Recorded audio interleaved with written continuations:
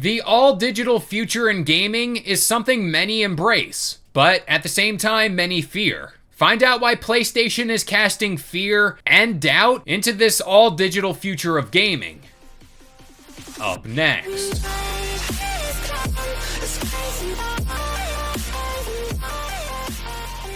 What up guys, this is Kalo and I'm here to give you the lowdown on all things gaming. And if you're new here, feel free to subscribe to this channel for weekly video game news content, drop a like on the video, and welcome to the Level Up. With every console generation we get moving forward, the line we walk towards the all-digital future starts to become more clear. What's happening here is we're moving away from that novelty of physical media, and at the end of the day, everything we consume in the gaming world will either come from a code or be a massive download file from a server that's God knows where.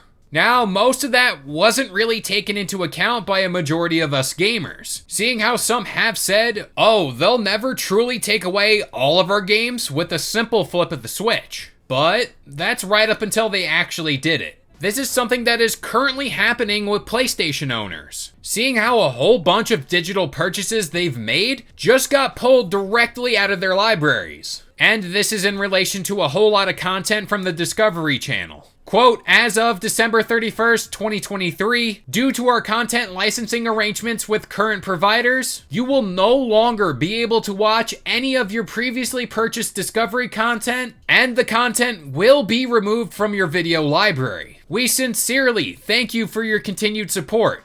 Thank you, PlayStation Store. So things being delisted from storefronts isn't actually a new thing here. Sometimes we do get notifications that, hey, this game is leaving the storefront, which means you'll no longer be able to purchase it. But if you did buy it, that still means you can actually play it whenever you want, even after it's off the storefront. But that isn't the case with this story. Recently, Discovery merged with WB, and they could be reevaluating deals with companies like Sony. And this could all be over previously negotiated content deals. Now, the content in question here is just a whole bunch of Discovery shows that span multiple seasons, movies, and so on. But the big thing here, and this is why I bring this up in the vein of gaming news, is this is something that could happen within the world of video games. Whenever you buy digital games, you aren't actually buying digital goods. You're technically just being allowed to license it, and that's the subject matter that can always fall through, as seen here. Games that existed back in the day like Jet Set Radio Future have had issues over licensing, but oddly enough, it's not over the game as a whole, rather the music that exists within the game. Now bear with me as we fast forward to the very distant future, and this is where we are countless console generations ahead as to where we're at right now. You'd expect certain titles like Starfield or even, hey, in the vein of this week, GTA 6, to be within your library if you downloaded it digitally, right? Well, at the rate we're going, much like what happened with Jet Set Radio, a game like GTA 5 or even GTA 6 could fall into that potential pitfall, where something like the music within the game could force it not only off the storefront,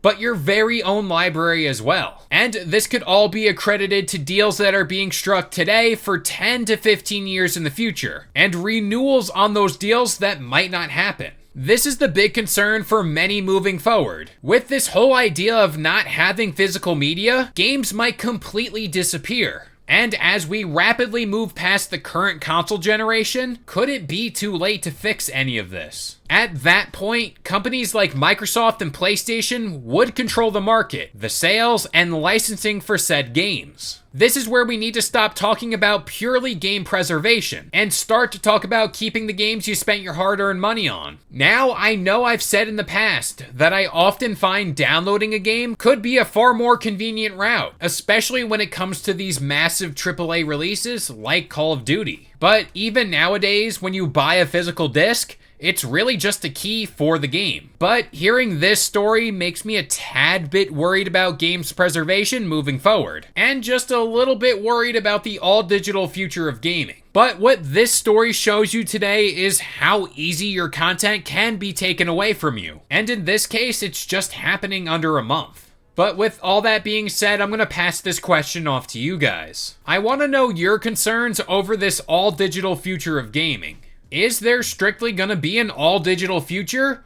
Or will physical media still be in play here? But that about does it here. I've been Kalo. I gave you the lowdown on all things gaming. And if you're new here, feel free to subscribe to this channel for weekly video game news content. Drop a like on the video, and this has been the Level Up.